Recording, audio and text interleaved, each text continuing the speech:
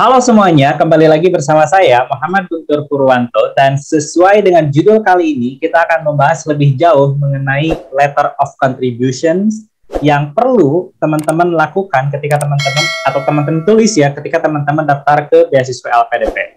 Nah, kita akan bahas seputar itu. Kita akan bahas dari mulai apa sih letter of contribution, kemudian apa bedanya dengan personal statement, gimana cara nulisnya gitu ya, kemudian organisasinya harus seperti apa, dan lain sebagainya.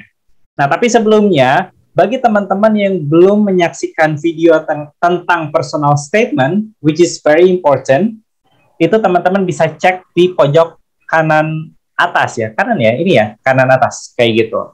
Nah, di sana kita udah bahas bedah mengenai personal statement dengan salah satu awardee LPDP yang baru aja keterima di tahun 2022 di batch 1. Sebelum bahas personal statement dan juga letter of contribution, atau sebelum ngomongin kedua itu, teman-teman juga harus tahu betul apa alasan teman-teman lanjut studi. Karena itu merupakan hal penting yang harus teman-teman pahami. Nah, bagi yang belum paham kenapa harus lanjut studi, gitu ya, alasan akademis dan juga alasan secara community-nya, teman-teman bisa lihat salah satu contoh awardee LPDP yang sekarang ada di US, gitu ya.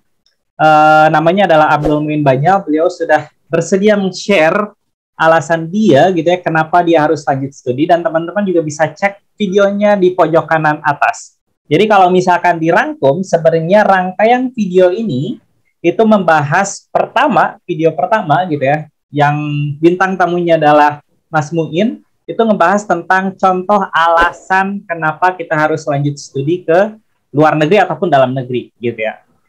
Kemudian video kedua kita ngebahas salah satu esai yang sangat penting untuk daftar beasiswa kayak Fulbright, kemudian shift yang lainnya gitu ya, Turki Beslari dan lain sebagainya. Itu terkait dengan personal statement. Itu kita bahas bareng salah satu awardee LPDP yang baru saja keterima di batch 1 2022 kayak gitu. Nah, video yang ketiga yang sekarang akan kita bahas itu mengenai letter of contribution. Alasan tadi di video pertama dituangkan di personal statement, kemudian dituangkan juga di letter of contribution. Dan most of the people will just, expand the personal statement being a letter of contribution. Jadi teman-teman sebelum menyaksikan video ini wajib banget tonton contoh alasan untuk lanjut studi gitu ya. Kemudian setelah itu baru tonton video tentang personal statement. Baru setelah dua itu baru kita akan bahas tentang letter of contribution. Jadi pola pikirnya terkoneksi satu sama lain. Nah, sekarang gitu ya, untuk bahas letter of contribution, kita juga udah kedatangan tamu yang luar biasa. Saya bilang expert di video sebelumnya gitu ya, tapi beliau menyangkal gitu ya. Nah, bagi teman-teman yang udah nonton video personal statement, bintang tamunya sudah tidak asing lagi karena bintang tamunya sama gitu. Kita coba lihat gimana caranya dia mengubah personal statement ke letter of contribution.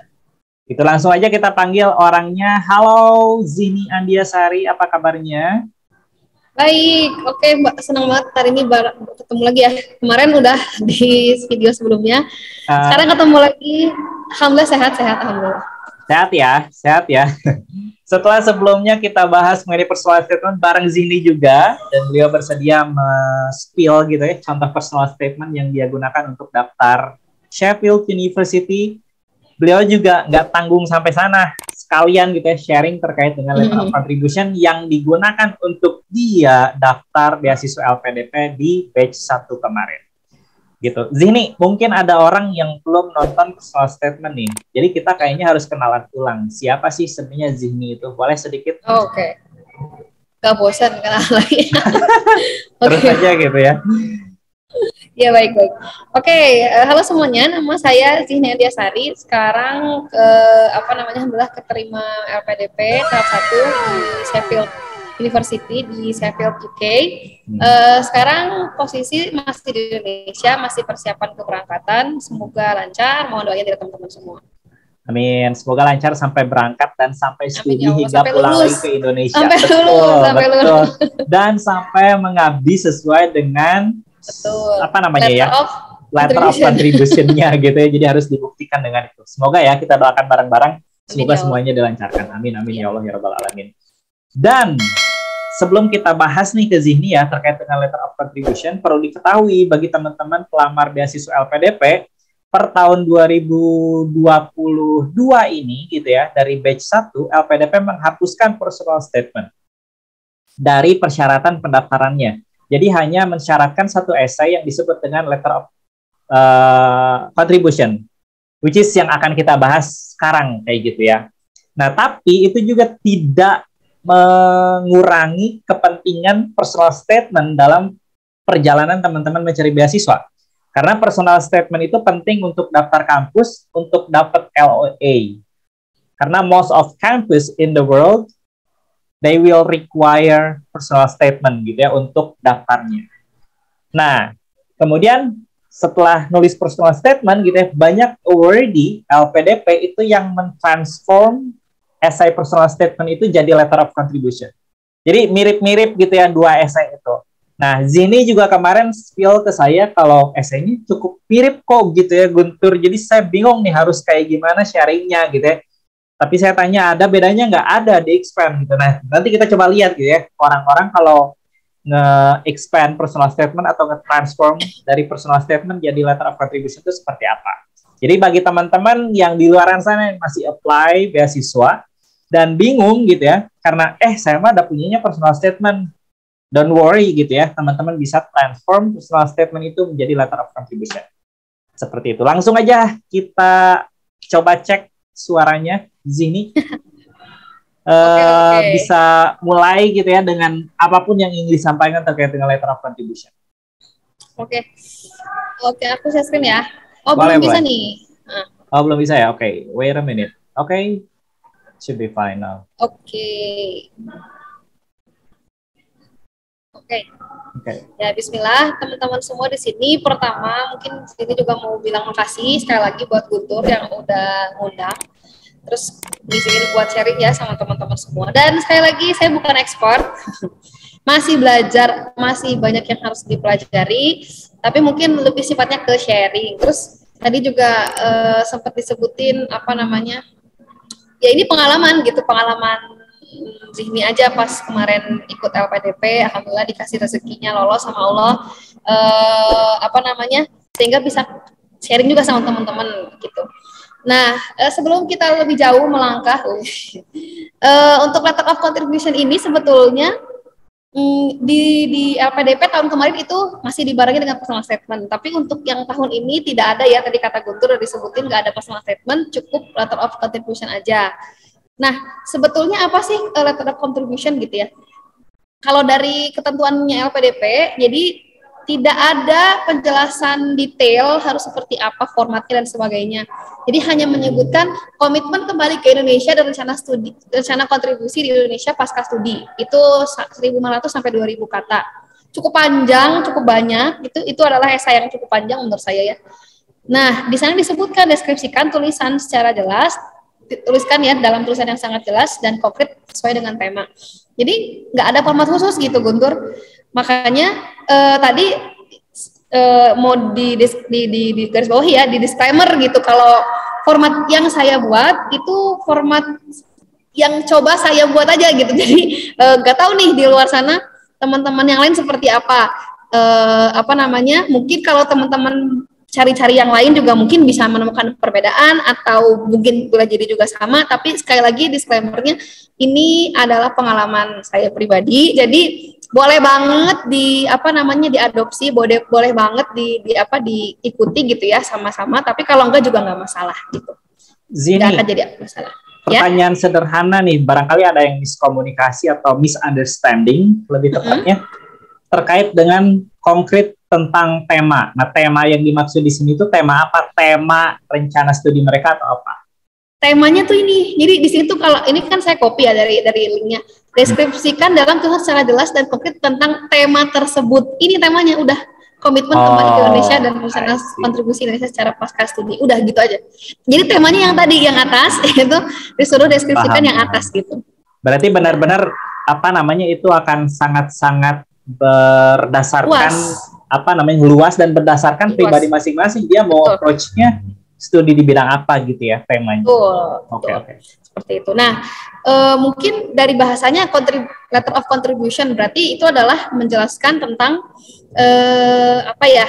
kontribusi teman-teman gitu. Itu aja sih secara general gitu. Apa yang mau teman-teman berikan, apa yang teman-teman mau kasih setelah teman-teman lolos dari LPDP kembali ke Indonesia, seperti itu.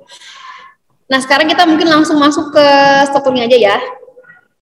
Nah, jadi tadi mungkin penjelasan dari personal statement itu seperti tadi udah cukup gitu. Dan sekarang kita lanjutkan ke letter of contribution. Pengen ngejelasin strukturnya dari letter of contribution itu seperti apa. Jadi secara kalau boleh jujur gitu, kenapa personal statement itu saya masukin semuanya nggak semuanya sih, beberapa partnya itu dimasukkan ke dalam struktur dari letter of contribution seperti tadi yang Guntur sempat jelasin, karena menurut saya ini kesempatan gitu buat saya menjelaskan siapa saya, kemudian menjelaskan background saya apa, karena nggak ada di LPDP itu nggak ngasih poin itu gitu. Ya ada sih beberapa pertanyaan nanti kalau teman-teman ngisi formulirnya, tapi nampaknya kurang gitu. Jadi udah masukin aja ke sini gitu. Terus ditambah juga rencananya di letter of contribution ini karena tadi ya nggak ada formatnya, jadi saya pikir ya sudah saya bagi dua aja. Setengahnya ini menjelaskan siapa saya, kemudian backgroundnya, kemudian mau fokus di bidang apa, terus nanti dia bakal lanjut setengahnya lagi membahas apa sih yang akan kita berikan kepada Indonesia, which is our contribution to Indonesia gitu. Kalau misalnya kita udah bagus nih, background kita sudah dijelaskan dengan gamblang, terus kemudian kita sudah menjelaskan kita mau riset di bagian apa, kita mau fokus di bagian apa, itu enak tuh nanti ngomongin kontribusinya di bidang apa, karena kan biar nyambung. Misalnya saya mau, di sini mungkin di state ya, saya fokusnya ke curriculum and instruction, nanti kontribusinya tentu saja mengembangkan kurikulum di Indonesia, kayak gitu. Nah, langsung aja ke strukturnya. Jadi kalau teman-teman udah lihat video sebelumnya, terus sekarang nonton lagi, semoga tidak bosen ya. Ini bagian yang saya tempatkan dari personal statement ke struktur untuk letter of contribution. Pertama, paragraf 1 itu introduction, jadi menjelaskan siapa saya, kemudian kenapa saya mungkin punya cita-cita apa di situ, terus kemudian gimana dan apanya nanti di introduction. Kemudian di paragraf 2-nya di situ dijelasin tentang current activity-nya. Sekarang ngapain, kuliah, kerja, atau dua-duanya, atau tidak dua-duanya, mungkin persiapan. Dan yang ketiga itu riset fokusnya mau apa. Terus kenapa? Gitu. Nah, ini semua dari personal statement nih Guntur. Jadi saya masukin, tapi ada beberapa penyesuaian ya di situ. Nah, kemudian dari sini setengahnya itu menjelaskan mau kontribusi apa. Makanya sebelum kita masuk ke kontribusi dikasih bridging dulu. Ini paragrafnya juga sebenarnya gimana saya ya. Pengalaman aja lah ini, pokoknya sharing pengalaman aja nih, bikinnya kayak gini gitu.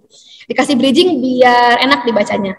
Terus baru ke goal saya. Nah, kalau teman-teman ingat yang sebelumnya di paragraf terakhir personal statement itu saya masukin short term, mid term, sama long term dari goal saya.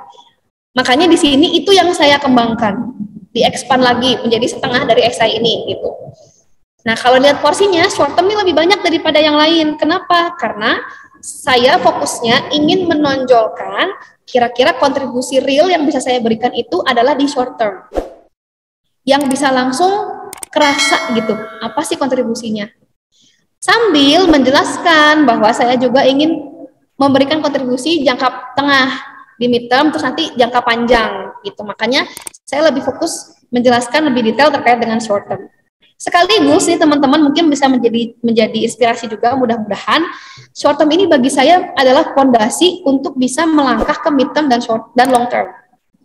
Jadi kalau short termnya udah pageh, bahasa Indonesianya, udah kuat, ya, udah campur-campur bahasanya, udah kuat gitu ya, short termnya udah kuat, udah oke menurut kita, nanti bisa tuh menjurus ke midterm sama long term gitu sebagai basic untuk ke sana, sebagai basis ya. Oke, Zini, pertanyaan sederhana. Tadi kan rasionalisasinya seperti itu ya. Kenapa lebih banyak paragraf di short term dibandingkan midterm dan juga long term? Tapi mungkin ada yang menonton di sini yang berpikiran kalau midtermnya itu saya justru pengen menonjolkan midterm karena saya pikir di midterm itu saya bisa melakukan banyak hal kayak gitu dibandingkan dengan short term. Itu boleh banget atau enggak nih? Apakah harus patokannya seperti ini? Atau misalkan boleh nggak sih 3-3-3 atau seperti apa? Itu mah, iya. Aduh itu mah jadinya disclaimer lagi ya, balik lagi ke disclaimer awal. Ini mah saya gitu sharing, jadi nggak ada patokannya harus seperti apa, enggak, silahkan aja teman-teman. Tapi sebenarnya buat informasi, ini sebenarnya nanti kalau dilihat paragrafnya ya, 78 ini, paragraf 78 ini sebenarnya nyambung sama yang tengah. Jadi nge-bridging gitu. Kenapa saya bikinnya kayak gini? Sebenarnya agak sulit juga memisahkan keduanya ya sebenarnya nih, short term sama midterm, karena nyambung. Karena ini seperti cerita gitu. Karena sempat di personal statement sempat dibahas kalau kita bikin esai itu bikinnya ngalir gitu kan. Jadi seperti menceritakan sesuatu gitu. Makanya sebetulnya 78 ini dia udah ke midterm gitu. Cuman midterm yang 9-10 ini di state sama saya gitu. Ini loh midtermnya gitu. Nah, tadi balik lagi ke pertanyaan sederhananya Guntur, itu terserah, kembali ke teman-teman, silakan, nggak ada batasan sama sekali, nggak ada formatnya, nggak ada. Orang LPDP-nya aja ngebebasin kok gitu kok. Saya mah siapa saya gitu ya ngebikin format, nggak ada. Bebas, terserah teman-teman. Cuman sebagai saran, bagusnya mungkin dipisahin kayak gini gitu Guntur. Jadi biar pembaca juga kebayang short, mid, sama long term. Jangka-jangkanya kelihatan nih seperti apa. Gitu. Lebih memudahkan pembaca untuk mengerti itu. Yep. Alright. Salah porsi terserah itu. Mau long termnya lebih panjang silakan. Nah ini sekilas mungkin terkait dengan yang kemarin juga udah dibahas di personal statement. Untuk setiap paragrafnya supaya lebih informatif dan tidak tidak panjang tapi tidak jelas gitu. Ya panjang tapi tidak jelas itu. Jadi pengen ada part-partnya. Tentu saja ada main idenya mau apa. Kemudian terkait dengan ide tersebut harus dijelaskan lebih lanjut secara singkat saja atau dikasih reason kenapa kita menyebutkan ide tersebut. Terus dikasih fakta supaya lebih kuat si idenya kalau ada. Kalau enggak ya mungkin fenomena atau apapun yang bisa membuat pembaca lebih tertarik. Dan yang terakhir di konklusi disimpulkan singkat aja atau dijadikan sebagai bridging untuk ke paragraf selanjutnya supaya lebih cantik lah ya, ciamik supaya lebih bagus untuk dibaca gitulah kira-kira. Itu. Oke, lanjut ya. Kita langsung aja ke paragraf 1 untuk lihat seperti apa bentukannya.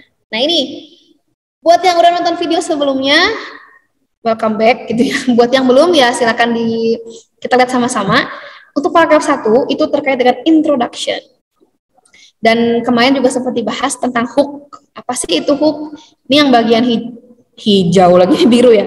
Biru itu saya tempatkan sebagai hooknya. Kalimat pertama yang membuat pembaca itu ingin terus membaca esai kita.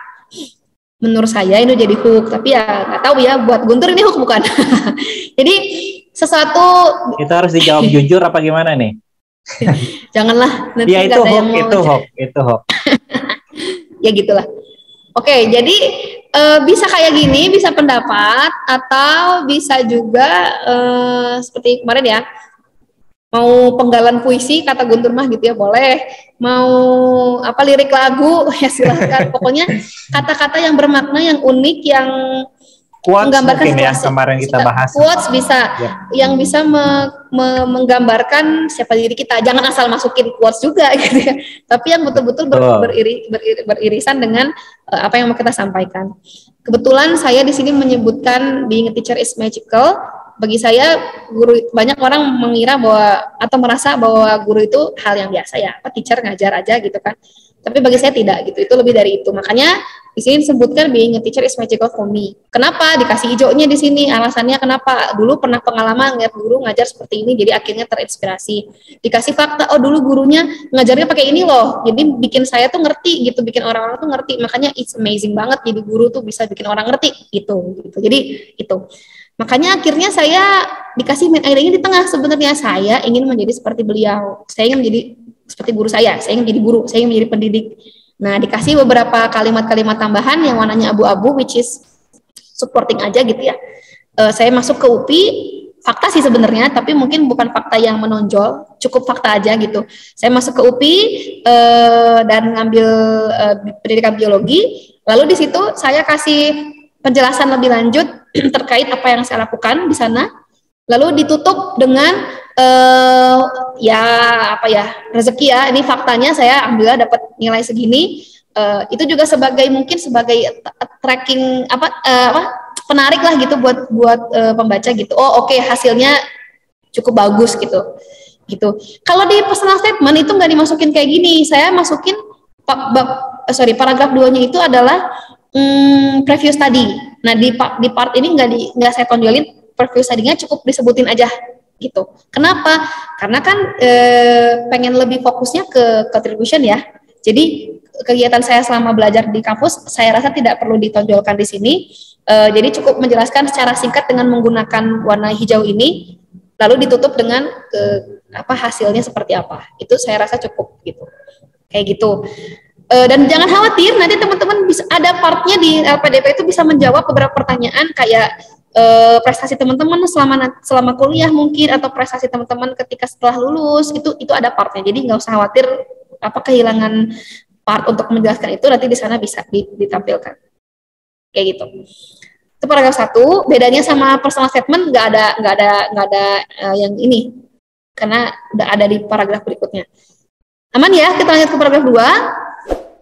Untuk paragraf 2 di sini langsung ke current activity. Jadi kegiatan saya selama sekarang tuh apa gitu. Poinnya yang warna kuning adalah saya seorang guru. Kemudian selanjutnya saya alhamdulillah diamanahi sebagai staff di bidang kurikulum, dan terakhir banget itu jadi kebetulan alhamdulillah jadi vice principal di bagian kurikulum director. Itu poinnya sudah. Teman-teman bisa masukin apapun. Misalnya teman-teman tadi berkuliah kan mau misalnya mengambil master, berarti mungkin sekarang lagi kerja kayak saya, atau yang PhD lagi kuliah lagi nih, misalnya sekarang udah beres kuliah atau apapun, silakan dijelaskan di sini, boleh gitu. Kemudian setelah poin kita disebutkan, jangan lupa dikasih boleh penjelasan sedikit, kayak di sini mungkin saya jelasin kegiatan saya apa sih sebagai staff. Lalu saya kasih merah di sini mungkin sebagai poin yang dia juga fakta, tapi dia juga sebagai penjelasan gitu ya. Posisi saya sebagai vice principal saat itu. Dan warna abu-abu ini saya coba buat kembangkan kondisi di mana ada challenge yang saya rasakan selama saya beraktivitas gitu. Itu juga jadi poin penting buat teman-teman, boleh dimasukin tuh kalau misalnya pernah mengalami masalah atau tantangan dalam pekerjaan atau perkuliahan atau apapun, itu bisa. Oh iya, tadi teman-teman sorry, kalau misalnya teman-teman nggak kerja, lagi tidak bekerja, bagian 2 ini bisa dimasukin ke aktivitas ketika kuliah dulu di S1 atau S2 gitu. Jadi bisa part itu yang muncul di sini. Nggak masalah, sama aja. Nah, kalau ada yang nanya nih sebelum tanya sama Guntur, ini yang hitam ini udah ya kemarin itu personal banget, jadi nggak akan di spill. Pokoknya saya teacher udah aja gitu ya. Bagi yang mau dan penasaran apa yang hitam itu bisa chat saya ya. Ya jangan. Ya silakan chat, tidak akan dijawab oleh Guntur gitu ya. Oke, terakhir ditutup dengan semacam konklusi lah ya, from this experience. Jadi dari pengalaman tersebut, membridging nih, I realized that in practice exploring more about curriculum and instruction, dengan saya banyak berkecimpung di bidang itu gitu ya, it will give a bigger impact to education system in Indonesia. Jadi kalau misalnya saya banyak berkecimpung, harapannya saya bisa ngasih impact lebih untuk Indonesia gitu. Itu mulai tuh pelan-pelan tuh mau dibawa ke kontribusi ya, gitu. Mulai dibawa ke kontribusi.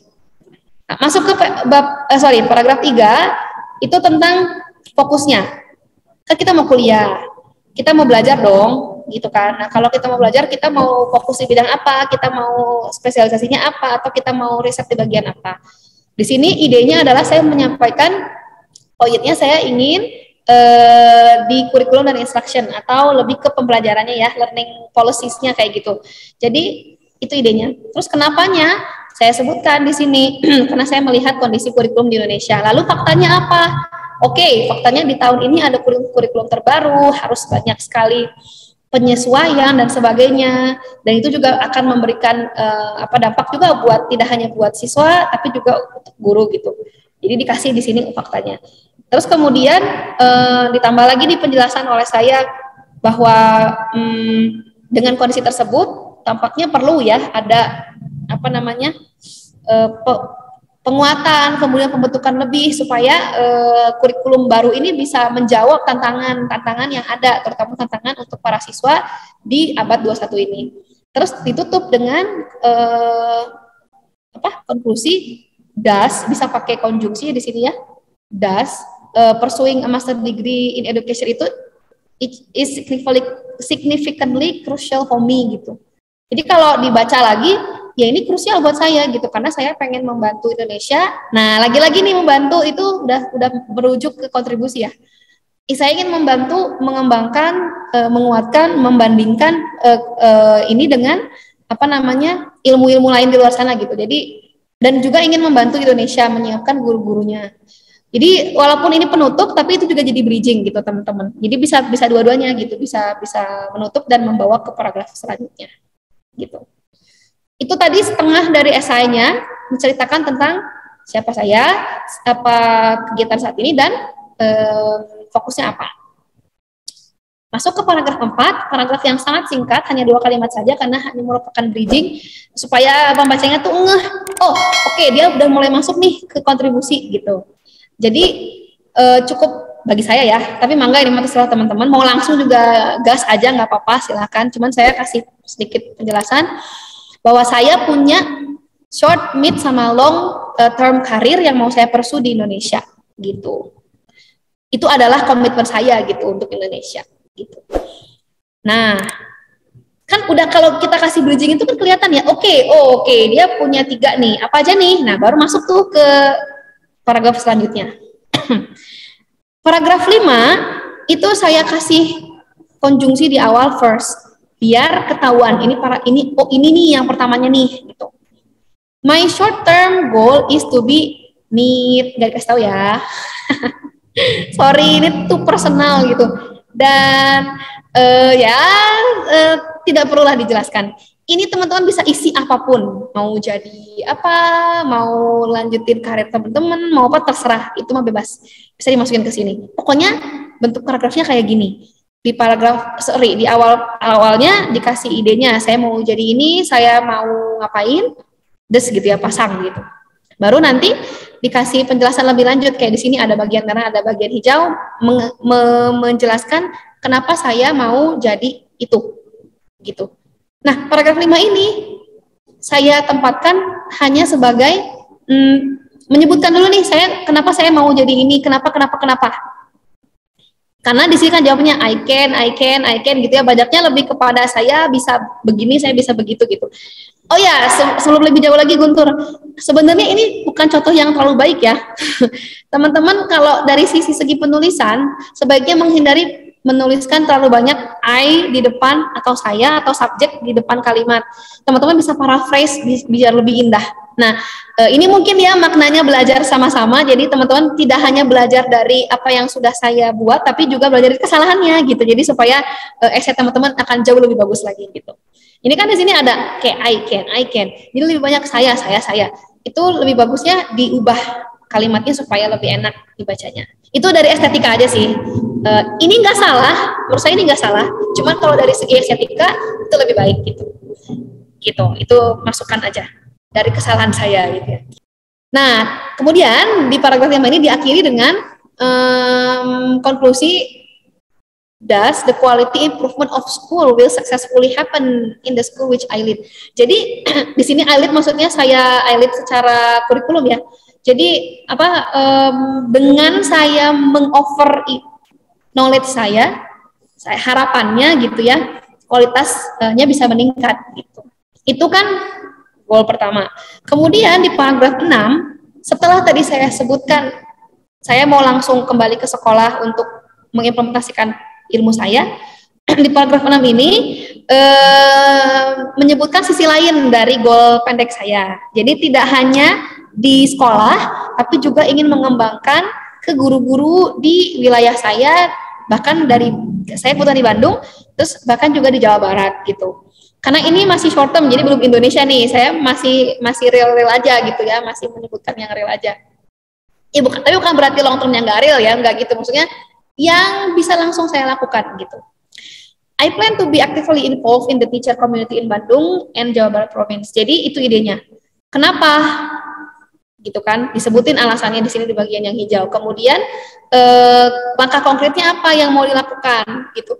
Saya ingin membuat webinar dan training untuk guru-guru. Harapannya, nah ini sebagai bridging juga. Kalau misalnya kita bisa berikan program untuk guru-guru, kita bisa bareng-bareng bersama-sama berjalan gitu ya. Itu bisa membuat Indonesia lebih baik lagi gitu ya, build Indonesia itu together gitu, bareng dengan semua guru-guru yang ada di Indonesia. Ini kan baru, jadi paragraf 5 dan paragraf 6 tuh baru nge-state gitu, baru nge-state doang, baru menjelaskan.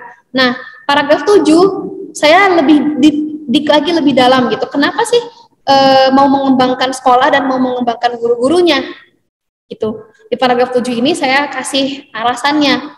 Saya menemukan, I have found that it is hard to be a teacher with various current condition.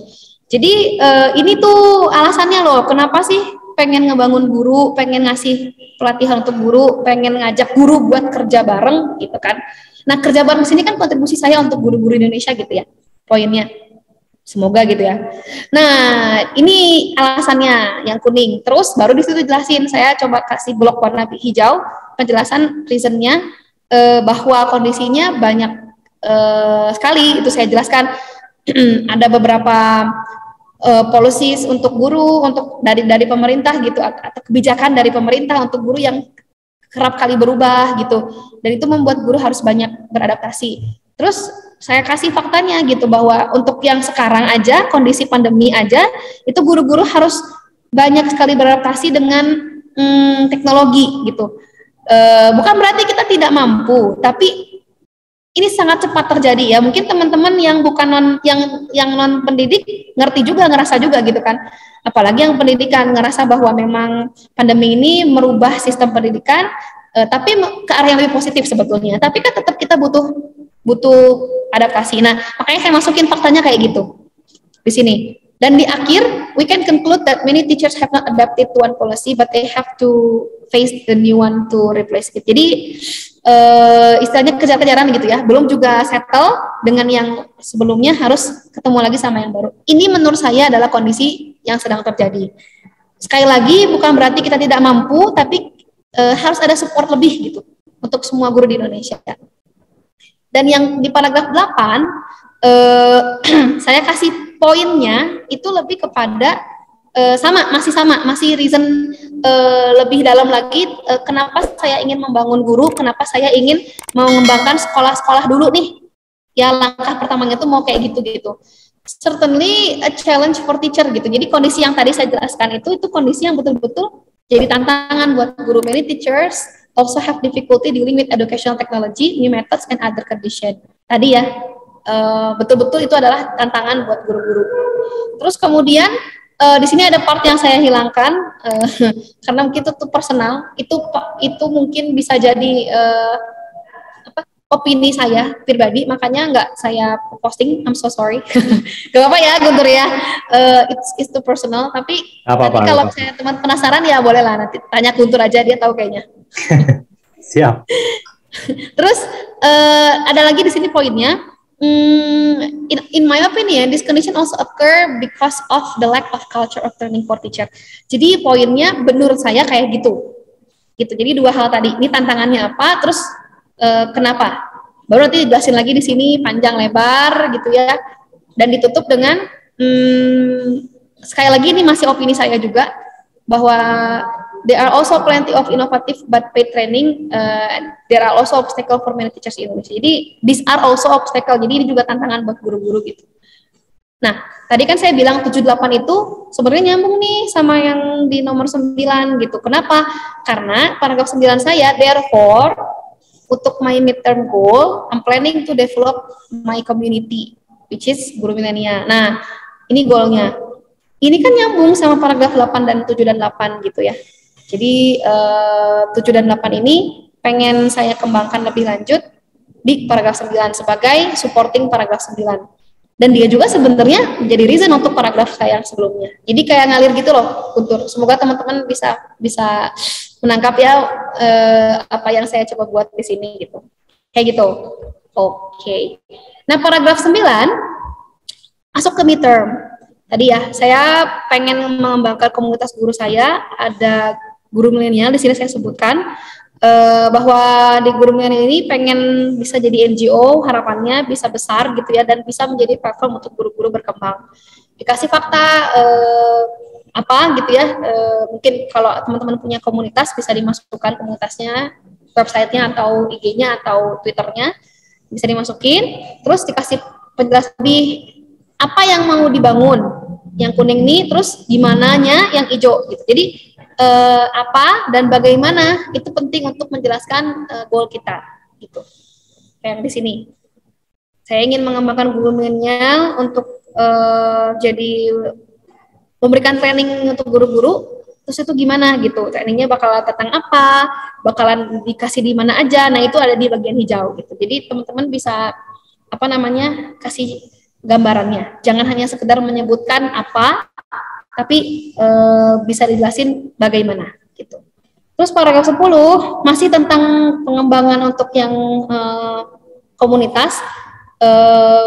Tadi kan menjelaskan saya pengen ngadain program training. Nah, di sini dikasih lagi pengen trainingnya itu offline gitu untuk seluruh guru-guru yang ada di Indonesia. Harapannya seperti itu. Jadi memberikan akses kepada semua guru di Indonesia untuk bisa mendapatkan training yang kualitasnya sama gitu.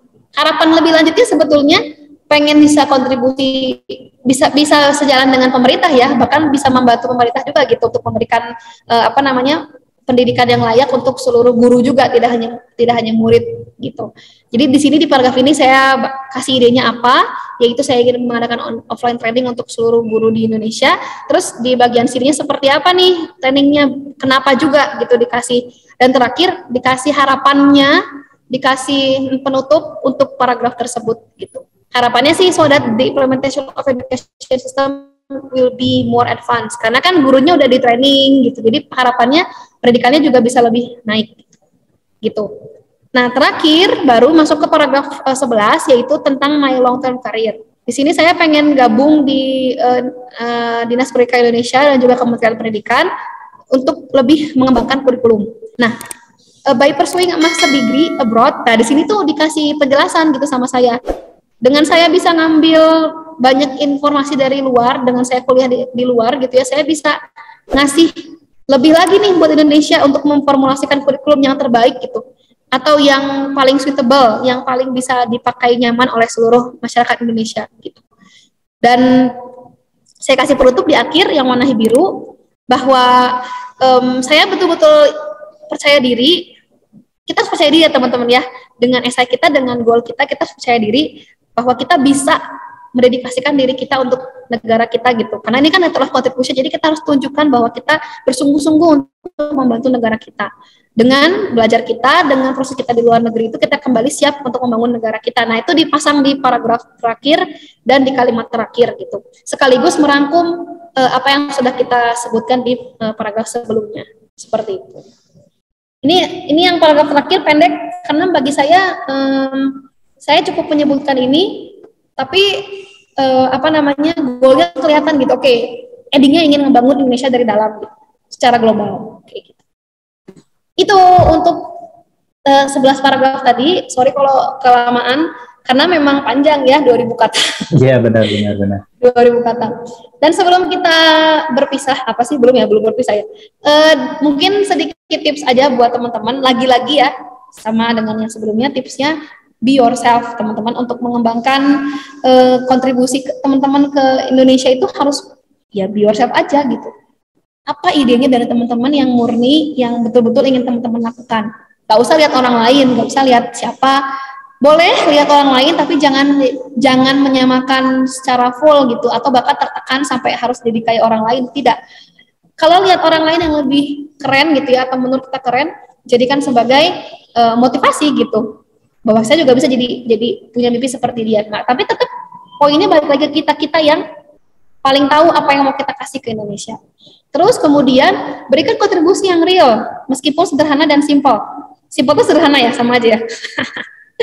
Ya intinya gak harus yang wow gitu, yang sampai bikin orang terkejut gitu ya.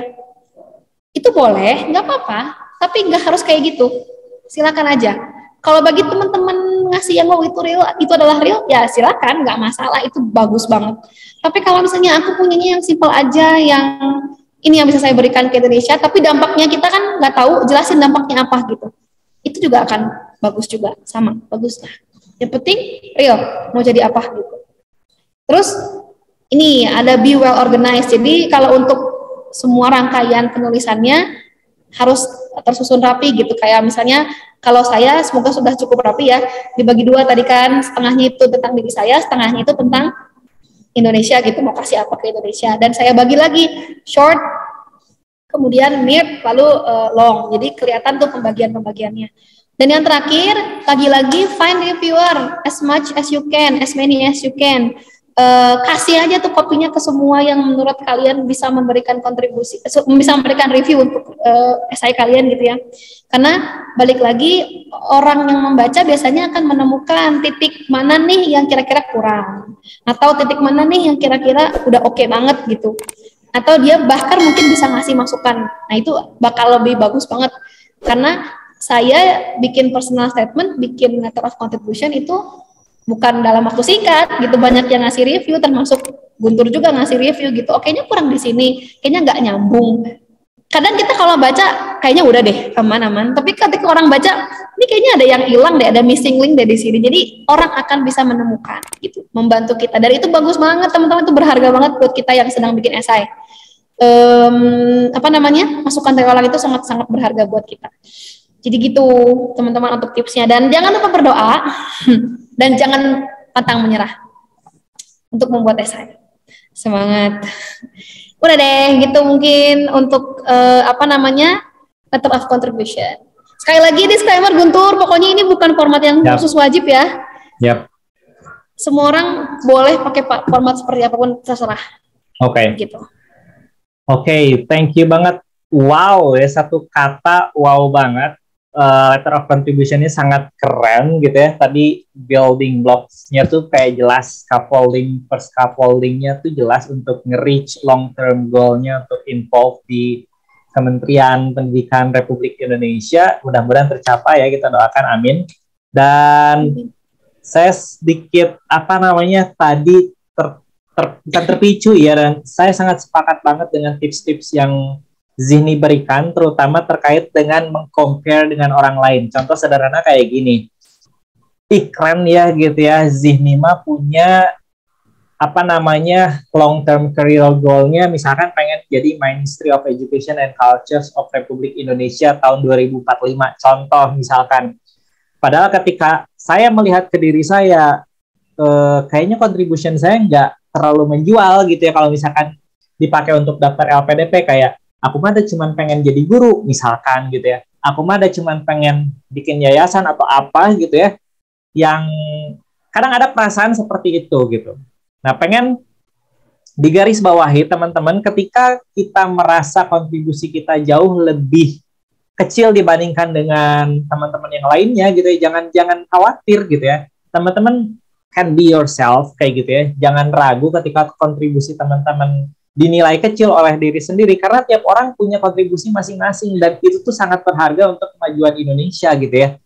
Gak semua orang harus jadi menteri gitu ya, gak semua orang harus jadi presiden gitu, gak semua orang harus jadi yang di atas-atas, gak seperti itu gitu ya. Harus tetap ada yang datang ke pelosok-pelosok gitu ya, untuk mengembangkan sekolah-sekolah yang ada di sana gitu ya.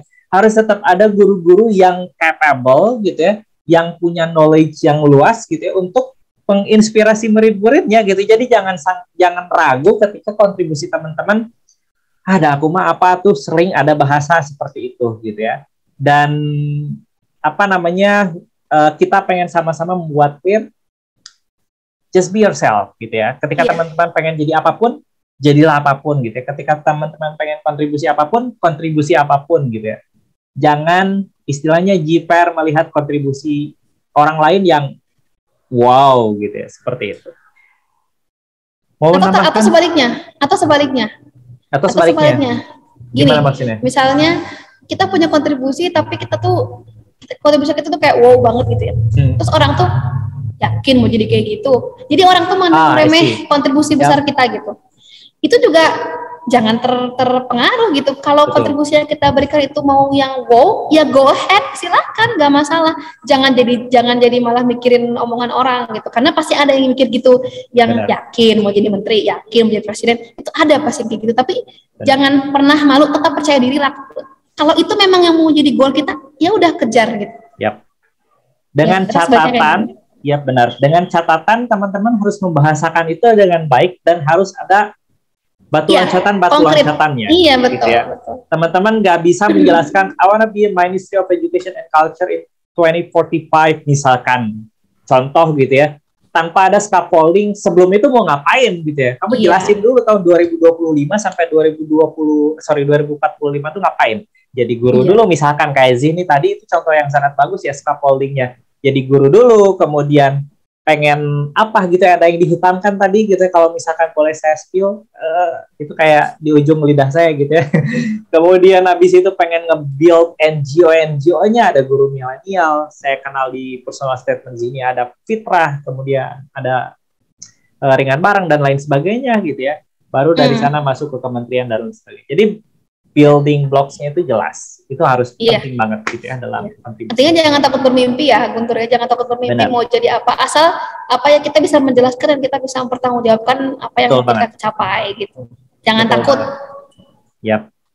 Dan tadi poinnya kemarin di video personal statement di sini gitu ya. Zini nge-mention terkait dengan kesediaannya untuk menjadi reviewer teman-teman gitu ya. Pun dengan saya gitu, kalau misalkan saya diperlukan, tapi kalau misalkan sudah ada expertnya di samping kiri saya untuk apa saya diperlukan mulai. Itu boleh banget, bisa komen ke saya, email ke saya, DM ke saya, ataupun langsung ke Zini juga boleh kayak gitu. Nanti kita coba arrange schedule-nya dengan kesibukan yang luar biasa dari mentor kita yaitu Zini. Biasa. Juga sibuk sama. Oke, Zini ada tambahan lagi terkait dengan letter of contribution? Enggak sih, kalau untuk letter contribution teman-teman yang penting, nggak mungkin untuk letter contribution cukup, tapi untuk persiapan LPDP enjoy untuk selama persiapan dan tetap terus berjuang sekaligus berdoa karena dan minta support dari orang-orang terdekat, dari keluarga, dari teman-teman, sahabat, semua yang bisa mensupport kita, banyak-banyak berdoa karena sejatinya ini semua adalah sesuatu yang luar biasa yang datang dari Allah gitu ya. Jadi buat kita semua harus banyak-banyak mengiringi perjuangan dan juga doa gitu. Betul banget. Keluarga, teman, environment semuanya itu ya mintai doa gitu ya. Karena itu akan jadi senjata yang sangat luar biasa. Oke, Zihni, thank you very much ya untuk sharingnya, luar biasa gitu ya. Sudah bersedia sharing terkait dengan esai-esainya dari mulai personal statement yang digunakan untuk daftar Sheffield, kemudian dari personal statement itu diturunkan menjadi letter of contribution. Kita sudah sama melihat gitu ya, luar biasanya gitu ya esai yang di fast track oleh salah satu awardee LPDP tahun 2022 batch 1 ini, dan semoga perjalanan Zihni untuk studi di tahun 2022-2023 bisa berjalan dengan lancar gitu ya, tidak hanya belajar terkait dengan akademik tapi juga dengan culture di UK, bangun relationship-nya dengan, atau networking ya bahasanya, kalau relationship lebih ke ini gitu, networking dengan dengan teman-teman di UK atau teman-teman Indonesia lainnya di sana bisa berjalan dengan baik. Pokoknya all the best for you Zihni in everything gitu ya. Dan thank you banget sekali lagi. Dan untuk teman-teman yang menonton video ini, semoga bisa diberikan kesempatan juga untuk bisa melanjutkan studi ya, seperti yang dilakukan gitu ya, atau dilaksanakan oleh Zihni gitu ya. Gitu. Dan thank you sekali lagi. See you in the next video. Again, thank you Zihni. Bye-bye. Thank you. Bye-bye. Bye-bye. Have a good day.